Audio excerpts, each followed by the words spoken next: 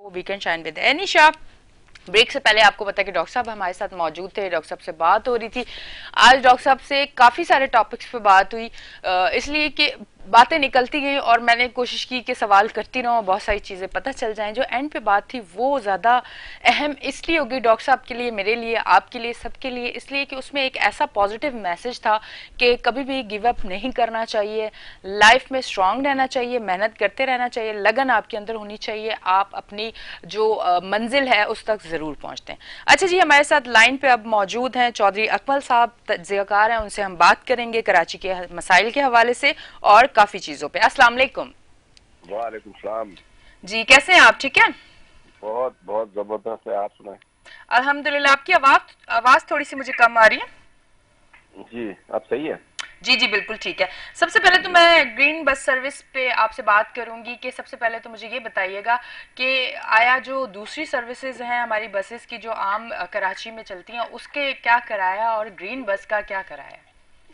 देखें, किराए के हवाले से जो है वो ग्रीन लाइन जो बस सर्विस है वो तो बहुत एक अच्छी सर्विस है, अच्छा। प्रोवाइडेड कि वो आलमी मयार के मुताबिक और जो इंटरनेशनल स्टैंडर्ड्स फॉलो किए जाते हैं उसके मुताबिक चले। हम्म। अब हमारी जो है वो नेशन का भी आपको पता है माशाल्लाह 5 पीके हैं, और फिर जो है वो हम्म। ट्रेन में जो ना उन्होंने प्लग लगाए हुए थे चार्जिंग के लिए, तो वहां पे लोग स्त्रियां करने लग गए और हम्म। केतलियों में चाय बनाने लग गए। तो हम्म। अगर ये असर इन लोगों ने ग्रीन लाइन का किया तो हम्म। मेरे ख्याल में कोई जो है वो महीना भी नहीं लगेगा, और आपको और ये जो हमारी यहाँ पे मिनी बसें चल रही है इनमें कोई फर्क नहीं लगेगा। हम्म। तो जिस तरीके से आवाम बिहेव करेगी उसी तरीके से सर्विस क्वालिटी भी अच्छी होगी। हमें भी मतलब हमारे ही पैसों से ये चीजें बनी है, किसी ने हमारे ऊपर कोई एहसान नहीं किया। तो एग्जैक्टली। जैसे हम अपने माल का, अपने जानो माल का एहतराम करते हैं, उसी तरह इसको भी हमें चाहिए कि हम अपना समझ के रखेंगे तो इंशाल्लाह ना सिर्फ ये सर्विस ड्यूरेबल होगी जी। बल्कि हमें ही फायदा पहुंचाएगी, हमारे ही फायदे के लिए है। तो इसका ख्याल रखना जो है ना, जितना उन लोगों का इदारों का फर्ज है उतना ही हमारा अपना भी फर्ज है। बिल्कुल। अच्छा मुझे एक चीज और बताइएगा, ये जो पब्लिक ट्रांसपोर्ट है इसको ग्रीन लाइन बस के आने से कोई फर्क, मतलब क्योंकि सरजानी से लेके एम ए जिना तक रोड का ये रूट है और वहां से जितने लोग यहाँ सर्विस, ये अगर ग्रीन बस सर्विस लेंगे तो दूसरी जो ट्रांसपोर्ट है उसको कोई फर्क पड़ेगा और कोई मामलात आपको नजर आते हैं कि उनकी तरफ से कुछ खराबी के हो सकते हैं? क्योंकि हमारे यहाँ कोई पॉजिटिव चीज होती है तो साथ नेगेटिव चीज जरूर तैयार हो रही होती है।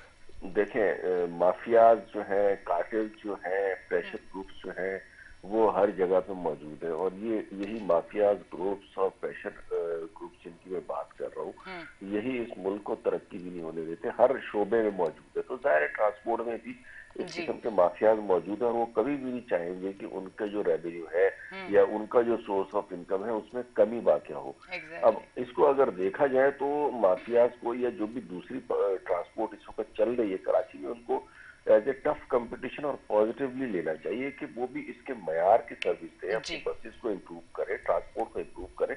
एक हेल्दी कंपटीशन की तरफ जाएंगे तो आवाम का भी फायदा होगा और उनका भी फायदा होगा। लेकिन अगर इसको नेगेटिवली करेंगे कि जी बजाय से कि हम अपनी ट्रांसपोर्ट को बेहतर करें, हम ये जो अभी जो ट्रांसपोर्ट चल रही है उसको किसी तरह नाकाम बनाने की कोशिश करें।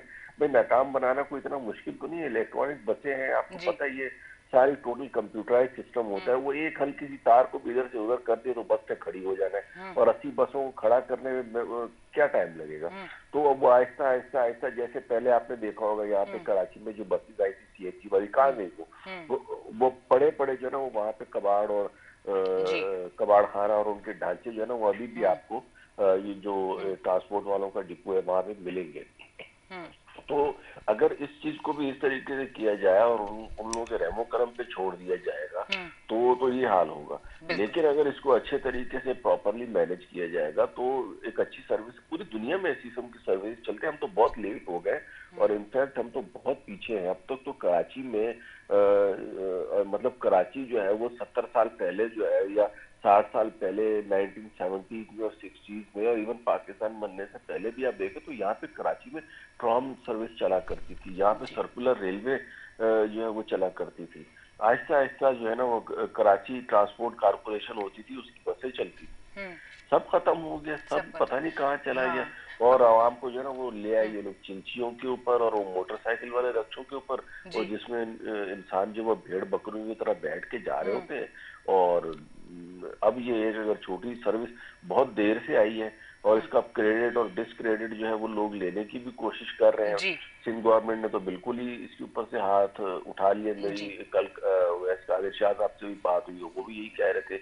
बल्कि उनका तो ये कहना था कि जो है ना ये अभी पूरी तरह कंप्लीट भी नहीं है। हम्म। यानी इनका जो कंप्यूटराइज सिस्टम है और they are certain hmm. Things are, और वो इतना ज्यादा कोई उम्मीद में से भी नहीं थे कि जी। ये प्रॉपरली चल पाएगी। और देखा भी जाए तो कल सिर्फ अभी इफ्तिताह हुआ है, और हम्म। अभी इसका ट्रायल रन होगा 25 दिसंबर तक। जी। 25 दिसंबर के बाद ये बाकायदा चलेगी। हम्म। तो दुआ करें कि अल्लाह ताला सबसे पहले इसको चलना नसीब करे, आमीन, ताकि वो बिल्कुल। जो अवाम है हम्म। उनको थोड़ा सा फायदा पहुंचे, थोड़ा सा रिलीफ पहुंचे। हम्म। कि ये जो पब्लिक ट्रांसपोर्ट में धक्के खा खा के और किरायों के पैसे दे दे के थक चुके हैं, उनको थोड़ा सा तो रिलीफ मिल जाए बिल्कुल, ताकि। और मैं आवाम से भी यही कहना चाहूँगी कि आप भी कोशिश करें कि जब इस ट्रांसपोर्ट को जब आप यूज़ करें तो कोशिश करें कि ये ज़रूर ख्याल रखें कि आप दूसरी जो ट्रांसपोर्ट यूज़ करते थे जिसकी वजह से आपको आपके कपड़े भी फट रहे होते थे, आप बैठते थे आपको अच्छा भी फील नहीं होता था, जी हाँ। सीटें भी ऐसी होती थी, गंदगी भी होती थी, कचरा भी होता था। एक अच्छी सर्विस आई है तो पब्लिक को भी चाहिए कि इसको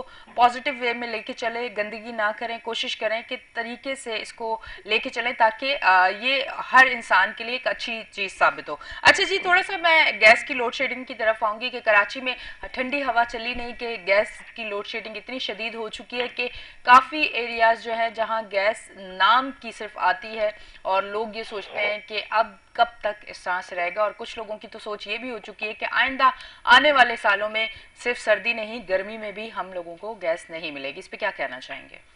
देखिए, जिस टाइम पे गैस का मतलब जो है ना बहुतात थी हमारे यहाँ पे, मुझे अभी भी याद है हम्म। 1992 93 में। उस वक्त जो है ना एक लसबेला के ऊपर एक सीएनजी स्टेशन हुआ करता था। जी। और लोग जो है ना वो बड़ी रेजरमेंट शो करते थे कि यार पेट्रोल से सीएनजी पे गाड़ी कराएंगे हम्म। तो क्या होगा और क्या नहीं होगा। और अब आप देखते हैं सीएनजी आई और आके शॉर्ट भी हमने उसका मतलब उस तरीके से उसकी कदर नहीं की जो अल्लाह हम्म। ताला ने हमें नेमत हाँ। दी हुई थी। और इस वक्त पोजीशन ये है कि नाले पड़े हुए हमें कि आएगी भी या नहीं आएगी, तो उसमें उसको जाया करना भी जो है ना वो हमारे अपने हाथ में था। हम्म। अच्छा, कई ऐसी बातें होती हैं जो हुकूमत की तरफ से बड़ी पॉजिटिव नोट पे की जाती है, हम्म। और लोग उसका फन बना देते हैं। फॉर एग्जाम्पल, अभी पिछले दिनों आपने सुना होगा कि जी एक बयान आया है कि गैस जो है वो सिर्फ 3 टाइम दी जाएगी, यानी सुबह दोपहर शाम। बिल्कुल। बिल्कुल। अब वो उसको लोगों ने बड़ा नेगेटिव लिया, यार ये गैस भी 3 वक्त। तो मैं उसको देखें, अब हमारे यहाँ पे सिंध की भी अगर बात करें, बहुत ज्यादा कराची में तो सर्दी नहीं है, हम्म। लेकिन अगर हम जैसे जैसे ऊपर की तरफ जाते जाए ना तो वहां पे सर्दी है। तो हम्म। अब एक बंदा जो अफोर्ड कर सकता है वो तो रात को हीटर भी चलाएगा, वो जी। तो गीजर भी चलाएगा, ठीक है ना, वी कैन अफोर्ड। उसको आप उसका बिल अगर 1000 रुपए हम्म। आता है तो 2000 हो जाएगा, 4000 हो जाएगा, 10,000 हो जाएगा, वो तो पे कर देगा। प्रॉब्लम है शॉर्टेज की। हम्म। तो इसका मतलब ये है कि वो 10,000 रुपए से गर्म पानी से नहाए, और हम्म। दूसरी तरफ जो है ना एक जो 200 रुपए देने वाले हैं उसको खाना पकाने के लिए भी ना मिले। हम्म। तो इसको मैनेज करने के लिए अगर उसको टाइम बाउंड कर देते हैं तो उससे हम्म। उससे उसमें कोई हर्ज नहीं है। हम्म। मेरे ख्याल में हर्ज नहीं है। क्यों? हम्म। क्योंकि देखें, हमारी हम भी जो है ना इस तरह की कौम है कि बस चीजों की कदर करते नहीं है, जब शॉर्टेज जो है जिक्र होते हैं। हम्म। तो अब जब शॉर्टेज हो ही गई है तो अब क्या करें? हम्म। उसका हल तो यही है ना कि भाई हम्म। 3 टाइम पे आएगी। और जाहिर है हमारे में भी यूनिफॉर्मिलिटी होनी चाहिए कि सुबह नाश्ता दोपहर शाम हम्म। में जो टाइम है हम्म। खाना वाना पका के खत्म हो, उसके बाद गैस का हाँ। काम भी कोई नहीं है ना। हाँ, तो पर मैं आपसे दो सवाल करना चाहूंगी, फिर आपसे जवाब उसका जरूर लूंगी। जी कि जी एक चीज तो ये है कि अगर हमें टाइम दिया जाता है सुबह दोपहर शाम 3 टाइम, क्योंकि 3 टाइम हमारा होता है नाश्ता जी डिनर जी लंच, जी तो आया बिल भी उस हिसाब से आते या वही बिल आते? क्योंकि जब टाइम से हमें गैस मिल रही तो सारा दिन गैस नहीं है, ना पानी गर्म हो रहा है, ना एक्स्ट्रा चाय बन रही है, ना एक्स्ट्रा कोई चीज़ें बन रही हैं, तो गैस का बिल उसी हिसाब से आएगा या आया जो एक एवरेज बिल आता है उस हिसाब से आएगा?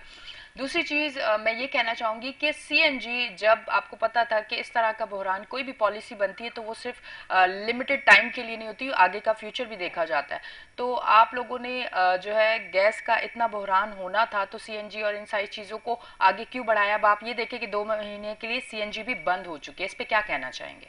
देखिए, सबसे पहले आपने बात की बिलों की, तो मैं जो इस वक्त बात कर रहा हूँ, जो जो गैस है इस वक्त वो जरूरत है। एक नेसेसिटी है, जैसे आग, पानी, मिट्टी, हवा अल्लाह ताला ने हमें बनाई हुई है, जो जी मतलब एक जरूरत है, उसके बगैर इंसान नहीं रह सकता। ये गैस भी नेसेसिटी है। तो नेसेसिटी में जब बिल की बात आती है ना, तो फिर वो होता ये कि जो अफोर्डेबल होते हैं वो उसको ठीक भरपूर तरीके से इस्तेमाल करते हैं, हम्म, लेकिन जब शॉर्टेज आती है तो फिर उसकी कोशिश ये की जाती है कि वो सबको मिले, जी उसमें फिर बिल को नहीं देखा जाता। अच्छा, दूसरी बात है कि जाहिर है इस्तेमाल जितना होगा बिल भी उतना ही आएगा। अब वो ठीक तो बंदे की पेइंग कैपेसिटी के ऊपर है ना, जो कम इस्तेमाल कर सकता होगा वो कम करेगा, ठीक है जो ज्यादा कर सकता होगा वो ज्यादा करेगा। ठीक लेकिन है जब मैनेज करने की बात आती है तो कोशिश ये की जाती है कि हर तबके को जो है ना वो चीज मिले, ना कि सिर्फ एक मखसूस ऊपर वाला तबका जो है ना वो उसका फायदा उठाता रहे और नीचे वाले तबके को वो मिले जी ही ना। तो बिल्कुल इसलिए इस चीज की शॉर्टेज को फिर इस तरीके से या लोड शेडिंग वगैरह से मैनेज ठीक किया जाता है। हालांकि अच्छी चीज नहीं है इसमें, हम्म मतलब मैं इसको जस्टिफाई नहीं कर रहा हूँ कि होनी चाहिए, हम्म लेकिन अब गिवन सर्कमस्टांसेस में जब आपके पास कोई और हल ही नहीं है तो फिर ये करना चाहिए। अब ठीक है अगर सबसे बड़ी गलती है हमारे यहाँ, तो प्लानिंग का तो भुगतान है। हम्म हम तो अगले 10-12 साल का क्या, हम तो कल का नहीं सोचते कि क्या होना है। जी वो कौमें, यही तो हमारी आज आज जो हमारा रोना रो रहे हैं हम, और बिल्कुल हम इतना इतना पीछे रह चुके हैं हम्म तरक्की में। कौमें अगले अगले जो है ना वो 50-50 100-100 सालों का सोचती है। अमेरिका ने अगले 100 साल के तेलों के अपने पास रिजर्व रखे हुए हैं, जी और हमारे यहाँ पे जो है ना वो पानी तक जो है ना वो अब पीने का वो मैसर नहीं है हमें। हमारी प्लानिंग का तो ये फुकदान है ठीक है जी कि यहाँ पे इस किस्म की चीजें भी अवेलेबल नहीं है। ठीक है तो जी हमारे यहाँ पे गैस की कमी नहीं है। हम्म आप देखें, अगर पिछले 50 साल से आपकी बात सही है, अगर प्रोजेक्ट स्टार्ट हम्म किए जाते हम्म तो बलूचिस्तान हो गया, अंदरूने सिंध गैस से मालामाल है। जी एक्सप्लोर ही नहीं किया उसको किसी ने, माफियाज ने भी नहीं करने दिया कि यार हम्म अगर ये यहाँ से सस्ती गैस निकल आई तो हमसे ये महंगे सिलेंडर कौन ठीक है खरीदेगा। बीच में लोगों के किकबैक्स होते हम्म हैं, बीच में लोगों के कमीशन इन्वॉल्व हम्म होते हैं। तो ये जी सारी चीजें तो हमें लेके डूबी है। ठीक है जी बहुत बहुत शुक्रिया चौधरी अकमल साहब। और नाजरीन आप जिस तरह से देख रहे हैं हमारा शो, और बात हो रही थी ग्रीन लाइन बस की भी, और मैं देखने वालों से आवाम से ये भी कहना चाहूँगी ग्रीन लाइन बस एक आपके लिए एक अच्छी सहूलत। आप यकीन करें गर्मियों में एसी में आप वहाँ से इतना, क्योंकि कुछ लोगों के बेचारों की सरजानी से लेके एम ए जिना रोड सदर और यहाँ जॉब होती है, तो वो बेचारे बड़े मुश्किल से उन बसों में लटक के गर्मी में कपड़े फट रहे हैं, बहुत मुश्किल से आते हैं। एक अच्छी सर्विस है, आप अपनी तरफ से कोशिश कीजिएगा, आप नुकसान ना पहुंचाएगा, क्योंकि हम आवाम का एक मसला है कि अच्छी चीज़ अगर देखते हैं तो उसको बिगाड़ने के लिए ज़रूर निकल जाते हैं। अच्छा, इसी के साथ साथ आपको बताती चाहूँ हमारे साथ लाइन पे पीटीआई से ताल्लुक़ रखते हैं सर बुलंद खान, उनको मैं वेलकम करती हूँ अपने शो पे। अस्सलाम वालेकुम। वालेकुम अस्सलाम। जी मेरे कैसे हैं आप साथ सब? लाइन पे मौजूद हैं, पीटीआई से ताल्लुक़ है उनका और उनका नाम है सर बुलंद खान, उनको मैं अपने शो पे वेलकम करती हूँ। अस्सलाम वालेकुम। वालेकुम अस्सलाम। ठीक है जी कैसे हैं आप नाजरीन, सब? कॉल डिस्कनेक्ट हो चुकी है। जैसे ही हमारा राब्ता बहाल होता है उनसे तो फिर उनको कॉल पे लेंगे, कराची के मसाइल पे हम उनसे बात करेंगे। तो सबसे पहले तो मैं उनको वेलकम करती हूँ। अस्सलाम वालेकुम। अच्छा जी ठीक है। अच्छा जी, दूसरी चीज़ ये है गैस की लोड शेडिंग है। मैं अपने आसपास हर जगह, बल्कि मैं अगर अपना भी कहूँ तो मैं भी इस मसले से दो चार हूँ। पर क्या कर सकते हैं जब ऐसी कोई वो आ जाए तो फिर अब अच्छा कभी कभी ऐसा भी फील होता है कि कुछ लोगों से बात होती है तो वो कहते हैं कि हम लकड़ियां जला रहे हैं आजकल तो, और कुछ लोग सिलेंडर सिलेंडर कुछ लोग नहीं यूज करते, उनको खौफ होता है, एक होता है ना फोबिया होता है, कुछ लोगों को ये होता है कि फट ना जाए, तो लोग लकड़ियां भी यूज करें, तो पुराना दौर वापस आ चुका है। अच्छा जी, सरबुलंद खान साहब को हम वेलकम करते हैं अपने शो पे। अस्सलाम वालेकुम। वालेकुम अस्सलाम। कैसे हैं आप? ठीक है। अल्लाह का करम, आप ठीक है? सबसे पहले तो पीटीआई से ताल्लुक रखते हैं आप, ग्रीन बस लाइन के हवाले से आपको बहुत बहुत मुबारकबाद, और क्या कहना चाहेंगे उस पर आप? जी बहुत शुक्रिया। ये तो पूरे कराची के वालों को, खुसूसन कराची वालों को और पूरे पाकिस्तान को ये बहुत बड़ी खबर है जो जी इमरान खान साहब ने यहाँ कराची वालों को बहुत बड़ा तोहफा दे दिया कि कराची का पिछले 5-6 दिहाइयों से बहुत ही अहम मसला था यहाँ ट्रांसपोर्ट का। पीपल्स पार्टी चूंकि आज 4 दिहाइयों से हुकूमत कर रही है, लेकिन बदकिस्मती से उन्होंने 4 दिहाइयों में 10 बसें नहीं दे सके, और मुसलसल इनका 13वां-14वां साल ये इस मुसलसल इनका आ रहा है एज ए सीएम। तो ये इनके लिए एक शर्म का बाइस था, और हम तहरीक इंसाफ के लोग जब हम आए तो हमने सबसे पहला इसी मंसूबे को लेके आके चले और उसको पाए तकमील तक अल्हम्दुलिल्लाह पहुंचा दिया। कल खान साहब ने इसका इफ्तिताह किया बाज़ाब्ता, और 25 दिसंबर से ये चलेगी।